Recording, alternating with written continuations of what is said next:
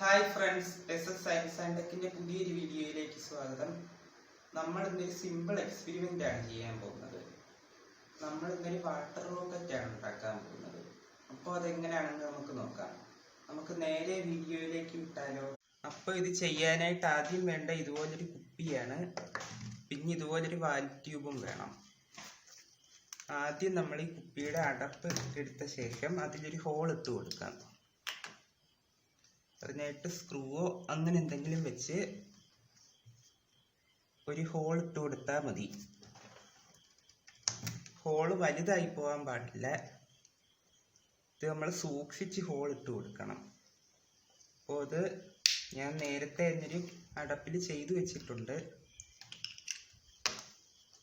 അപ്പോൾ ഈ ഹോള് നമുക്കൊന്ന് അത്യാവശ്യം ഒന്ന് വലിപ്പമാക്കി കൊടുത്ത ശേഷം ഇതിലേക്ക് ഈ വാൽ ട്യൂബ് സെറ്റ് ചെയ്ത് കൊടുക്കണം.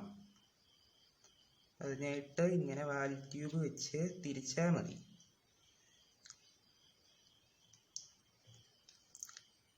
ഇങ്ങനെ അങ്ങോട്ടും ഇങ്ങോട്ടും തിരിക്കുമ്പോൾ ഇതിൽ നല്ലപോലെ സെറ്റായിട്ടിരിക്കണം.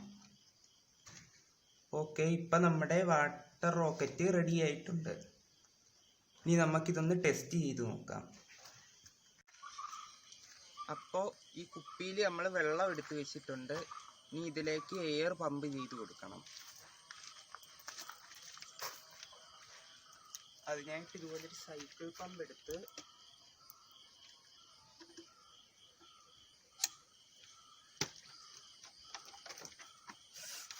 ഇതുപോലെ എയർ പമ്പ് ചെയ്ത് കൊടുക്കാം.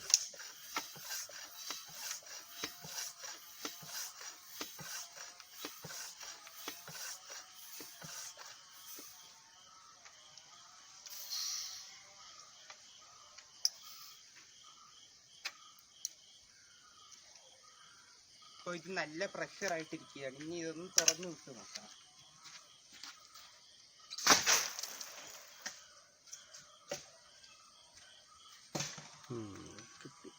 അപ്പോൾ അത് നല്ല പവർഫുൾ ആയിട്ടുള്ള റോക്കറ്റ് ആയിരുന്നു അല്ലേ? അതിൻ്റെ വർക്കിംഗ് ഇങ്ങനെയാണെന്ന് ഞാൻ പറഞ്ഞു തരാം.